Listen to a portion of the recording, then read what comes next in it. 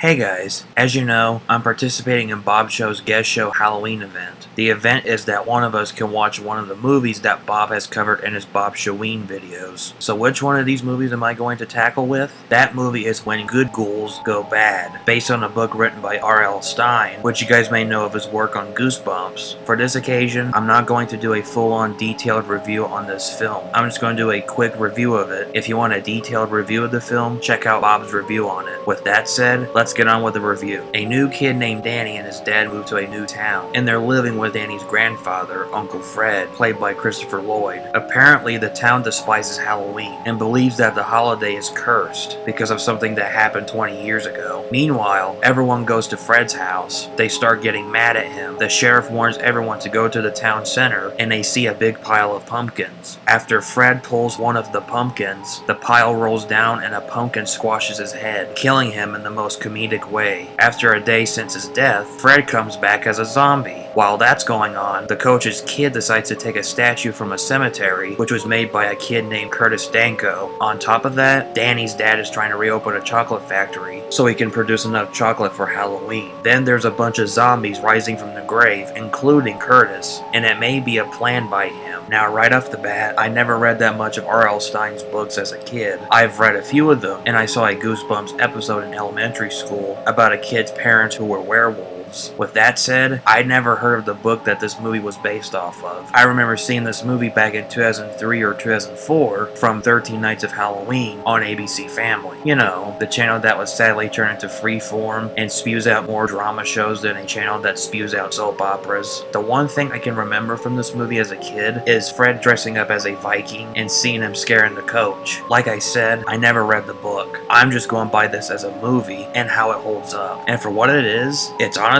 pretty good. The story is by no means original. We've seen movies that have a kid move to different places with his family, the kid being picked on, the kid's dad not being there for him, and many other story cliches. But just because it's been done so many times doesn't mean it's bad if it's done right. There are some plot holes that don't make sense, like how could the Fireflies have magic and bring back the dead, or how the coach's kids steal the statue and place it in Curtis's house without damaging it. On the flip side to that, there's one that's explained, and that is Fred being called Uncle Fred. At the end of the film, it's established that he donated money, spent time with children, promoting creativity and imagination, and the children loved him. That's why everyone calls him Uncle Fred. Besides the plot holes and movie cliches, the story is good. The cast do a good job in this movie. Joe Pitchler does good as Danny. He's not annoying or obnoxious. He's just playing a character that we all can sympathize with at that age. Tom Menendez does fine as the dad. Brittany Burns is fine as Dana. Imelda Corcoran is fine as Dana's mom. Everybody else in this film does good for the role they play in. Now, let's talk about Christopher Lloyd. We all know that he's done better films than this one, but with that said, I think he did really good. I mean, it's Christopher Lloyd. Anything he's in, good or bad, he always does a good performance. Well, survival of the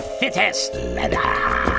But besides that, he always knows how to do a really damn good job on which character he plays. Some say that he looks and sounds bored in this film. I can agree that he may be bored and not do something better than this. I think he had a fun time playing Uncle Fred. The scene with him scaring the coach is one of the funniest and bizarre scenes. He's just hamming it up. Anybody else want a piece of me? I would say that he's the best part about this movie, but I think the best part about this film is the guy playing the coach. He's the typical rough and tough coach that we've seen before in other films. But whenever he's scared, mad, or anything else, he starts to overact from 1 to 11. I'm king of the world! He's fun to watch. And on top of that, he wears pajama pants the entire time. Even when he's coaching, he still wears them. I was getting annoyed by it and also laughing at the same time. And when you have him and Christopher Lloyd together in that car scene that I mentioned, you have a match made in heaven. You're dead. You're right. Our world beyond this world, cackle. Times beyond this time.